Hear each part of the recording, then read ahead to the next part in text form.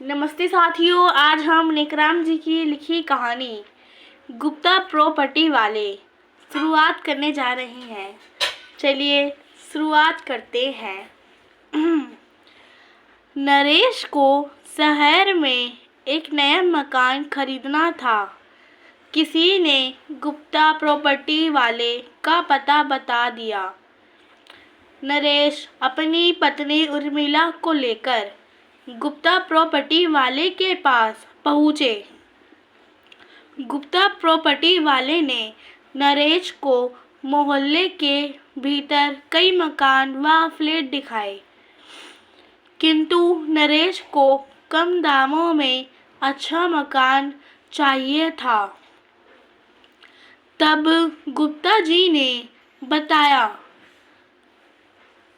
शहर में छोटी सी जमीन भी लोगों को 10 लाख रुपया से कम ना आएगी। हम 15 लाख में तुम्हें एक फ्लैट बनाया दे रहे हैं।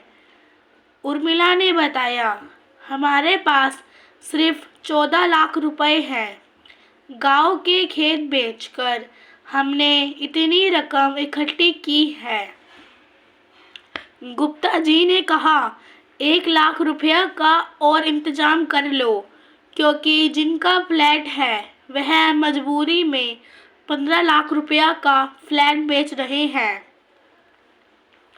उर्मिला और नरेश वापस अपने किराए के मकान में आ पहुँचे। सारी रात कशमकश चलती रही। आखिर 1 लाख रुपया का और इंतजाम कहाँ से होगा।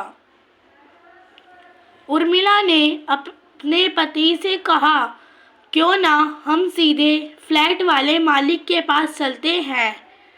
गुप्ता जी से कोई बात नहीं करेंगे। नरेश ने उर्मिला की बातें की हाँ में हाँ मिलाई और सुबह जाने का निर्णय ले लिया। सुबह हो चुकी थी। नरेश और उसकी पत्नी उर्मिला उसी मोहल्ले में पहुँचे। इधर उधर कुछ देर भटकने के बाद उन्हें एक गली में वह फ्लैट मिल ही गया। तीसरा मंजिला पर था। दीवारें सीलन से भरी हुई थी। उर्मिला ने मेन गेट पर 3 नंबर की बेल बजाई। तीसरी मंजिल की बालकनी से एक बुढ़िया ने झाँका और ऊपर आने का इशारा किया। उर्मिला और नरेश सीढ़ी के सहारे से तीसरी मंजिल पर पहुँचे। बालकनी वाली बुढ़िया चारपाई पर लेटी हुई थी। बोली, हमें यह फ्लैट बेचना है। मेरे 2 बेटे हैं, उनकी शादी हो चुकी है। वह अपना अपना हिस्सा मांग रहे हैं।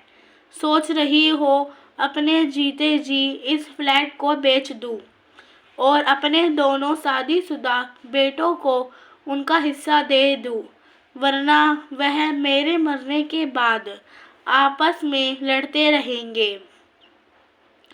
मैंने गुप्ता प्रॉपर्टी वाले को यह फ्लैट बेचने को कहा था। उन्होंने इस फ्लैट की कीमत 10 लाख रुपया बताई है। मैंने कहा था कि कम से कम 12 लाख रुपए तो दिलवा देना। प्रत्येक बेटों को 6 लाख रुपए तो मिल जाए। तब गुप्ता जी बोले, आपका यह फ्लैट बहुत छोटा है माताजी। दीवारें सीलन से भरी हुई है। खिड़की दरवाजे भी पुरानी हो चुके हैं। 10 लाख रुपए से ज़्यादा नहीं मिलेंगे। मैंने मजबूरी में हाँ कर दी।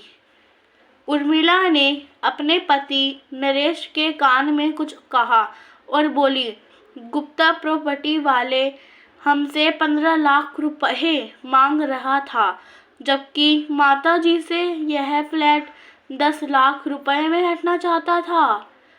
गुप्ता जी इस एक फ्लैट से पूरे 5 लाख रुपए कमाना चाहता था। शुक्र है हम सीधे माता जी के पास आ गए। अगर हम फ्लैट वाली अम्मा को 12 लाख रुपए देंगे, तब भी हमारे पास 2 लाख रुपए की बचत होगी। गुप्ता प्रॉपर्टी वाले तो एक ही झटके में करोड़पति बनना चाहते हैं। तब नरेश ने बताया, हर प्रॉपर्टी वालों का यही हाल है। काम धाम इनके पास होता नहीं। यहाँ का मकान वहाँ, वहाँ का मकान यहाँ बेचते हैं। इसी में लाखों कमा लेते हैं। गरीब बेचारे मजबूरी के मारे अपने मकान और फ्लैट बेचते रहते हैं। उर्मिला ने एक सप्ताह के भीतर ही बूढ़ी माता जी से वह फ्लैट 12 लाख का खरीद लिया और बूढ़ी माता जी से कहा, मैं जानती हूँ आपके दोनों बेटा शादीशुदा हैं। 6 लाख रुपए में 2 झुग्गियाँ खरीदी होंगी, लेकिन उनमें इतनी जगह ना होगी कि तुम उसमें अपने शादीशुदा बहू बेटों के साथ रह सको। हम तुम्हारी मजबूरी का फ़ायदा नहीं उठाएंगे। तुम्हें कहीं जाने की ज़रूरत नहीं है। हमने यह फ्लैट इसलिए खरीदा है कि तुम सारी उम्र इसी फ्लैट में हमारी माताजी बनकर रहोगी। जब तुम्हारा मन करे तो तुम अपने बहू बेटों और नाती पोतों से मिलकर आ सकती हो। जाने आने का खर्चा भी हम देंगे। वह बूढ़ी माता जी उसी फ्लैट में रहती है। उर्मिला ने अपने बचे हुए 2 लाख रुपए से उस फ्लैट की अच्छे से मरम्मत करा ली थी। गली में सबसे शानदार फ्लैट उनका ही था, जो दूर से ही चमकता था। उर्मिला अपने सभी रिश्तेदारों और पड़ोसियों को समझाती, पैसा बहुत मेहनत से आता है, इसलिए प्रॉपर्टी डीलर से बचना चाहिए। यह अपना मकान कूड़े के भाव खरीदेंगे और बेचेंगे सोने के भाव। धन्यवाद। अगर आपको हमारी वीडियो पसंद आ रही है तो हमारी वीडियो को लाइक कीजिए, सब्सक्राइब कीजिए और ज़्यादा से ज़्यादा शेयर करने की कोशिश करें। धन्यवाद।